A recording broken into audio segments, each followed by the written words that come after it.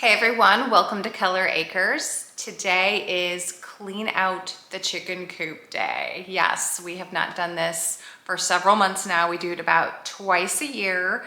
My husband's out there, he's gotten started. We also are redoing some of the insulation because it's also that time of year, it's fall. It's time to also start winterizing the coop and the run.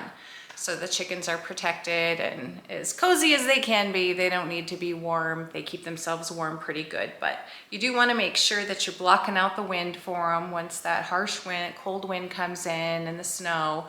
So we're kind of getting a start on that today. So I'm going to share a little bit of that. We won't be doing the whole thing today because we don't have everything we need to winterize the run yet, but we are starting with the coop, getting that cleaned out. I'm also going to talk a little bit about predator proofing in this video. So we're gonna go head outside to the coop now. All right, I'm outside at the chicken coop now. It's a bit windy out here today. First, I'm just gonna talk about predator proofing real quick before we look at the chicken coop and what we're doing in there. So if you already have chickens, you've probably already done this, or if you're researching getting chickens, you've probably seen you wanna get this hardware cloth. I think it's 1/4 inch, and you wanna bring it out. We have this rock down here because the hardware cloth, you want it to come out about 1 foot or 2 so that way predators cannot dig under your chicken run to get in. However, we don't have a fully covered run, so they can climb over the fence. One thing you can do for that is put some electric wire at the top. They do sell solar powered electric wire. We have looked at it. We haven't had a major problem, but we did have one coop get into our coop this past spring. It's currently fall. We're not sure how he got it in there, but that's why I wanted to talk about predator proofing, because we thought we'd done a good job.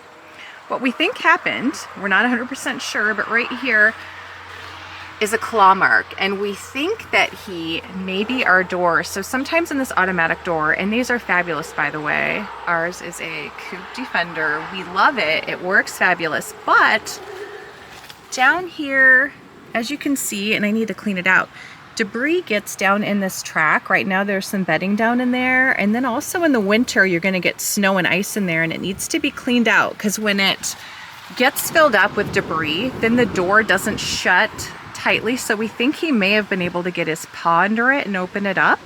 Again, because there was no other sign of where he got in. At the top of our coop, we do have the hardware cloth. There is maybe 1/2 inch opening between the roof and the hardware cloth, but there's no way he could have squeezed through there. So other than that, we felt like we were pretty secure. So some things we've done since then to try to beef up security a little bit are, we got these security solar paneled lights. We purchased these from Lowe's. They were about 10 bucks a piece, I believe. Pretty cheap. So at least they get triggered if something is lurking around. That helps sometimes to scare them off. And it also helps alert you if it's dark outside and you see your security lights coming on. Then you know to come out or look out the window or whatever and see what's going on. So they're helpful in both those ways. Also, highly recommend a live trap. We purchased this live trap and we have caught several possum in here, one coon, and unfortunately, and most recently, a very large skunk. So it's great that we got rid of the skunk, but it's not a fun thing to catch. Obviously very smelly. So definitely a live trap, have it set. We've got a donut in ours currently. We've used scotcheroo. We're trying to catch a coon currently that we know is lurking. We've also heard they like marshmallows. Might have to try that too. But there might be a little lingering skunk odor on there, so that might, I don't know if that's gonna keep the coon from coming around or going in the trap, I guess I should say. Also, I read that coons really don't like roses, so I planted some rose bushes. I'm gonna plant more next year. I want to just eventually have them all around the chicken run. I just planted 4 this year, but apparently they just don't like anything with thorns because they don't want to risk hurting their paws. So ideally I'd have these closer to the run, then they couldn't climb up over the fence, but because of the hardware cloth that comes out, this is as close as we could plant them. But as they get bigger, I think I'm going to kind of fill in too, just so it's kind of a hedge where there's no opening in between, and I think that that will help, hopefully. So those are my thoughts on beefing up your security for your chickens to keep them safe.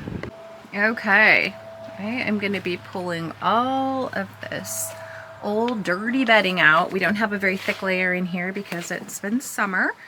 Gonna put a thicker layer in here for cooler weather. Gonna pull all this out and then wipe down the roosting bars. Those get pretty nasty, as you can see. Also, my husband's working on replacing the insulation. When that coon got in here, it did a number on it and tore a bunch of it up. So working on, actually, some of it he's already replaced. It doesn't look bad. There's just that one spot. Apparently he's already been to work in here. So this is the insulation, and I'll show you a picture of that in case you're interested. Right now he's working on doing the nesting boxes because that got torn up pretty good. But we have it all around in here. You can get this stuff on Amazon too. That's what we did last year. But this year we didn't need much, so we just ran up to Ace Hardware and bought one roll. Here's also what it looks like. This we found in the, what aisle was it? The one with the pipes. Find this in the pipe aisle because apparently this is something that's also used to wrap and insulate pipes. All right, we're all cleaned out. I've got all the bedding out. Wiped down the roosting bars. Vinegar and water is a great thing to just wipe those down with. Obviously nothing has to be perfect. They're chickens. It's gonna get dirty again. They're dusty, dirty anyway. So I just like to get all the bedding out and just kind of wipe things down so it's less dusty anyway. So here we go. Gonna get the bedding put in now. Sorry, it's upside down. Large flake animal bedding is what we've been using. We've experimented with some different things, but we found that this works great and it's inexpensive, so that's a bonus too. And here's a quick peek at our chickens. Ruth over here trying to take a dirt bath. We put down horse pellets to help soak up the excess moisture, and that just kind of turns into a fine, sort of like a sand, a dirt type sand, and they like it. Peck around in it and look, they like to dig holes in it, and just helps keep things from getting super wet in the run when we get a lot of rain. It's been really dry lately. This little box they're coming out of, something, I don't remember what we got, came in this wooden box, so we kind of made just a little chicken shelter out of it. They like to go in there on a windy day and take a nap, hang out.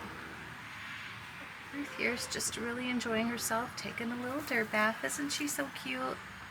All right, the bedding's in.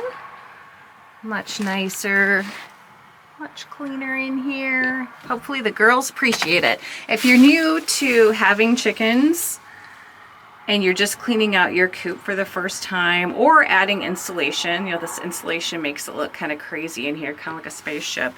It can freak your chickens out a little bit, so don't be surprised if they're a little slower going in at night after you've just cleaned the coop.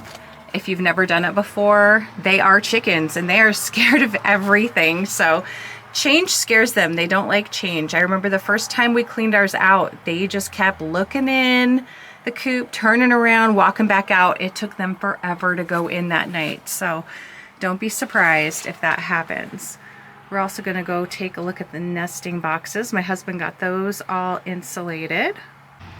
So we got the door to the nesting box, all nice and insulated. Nice fresh bedding in there, and then he also put some insulation on the side. Well, I guess he put some on that side anyway. Not on that side.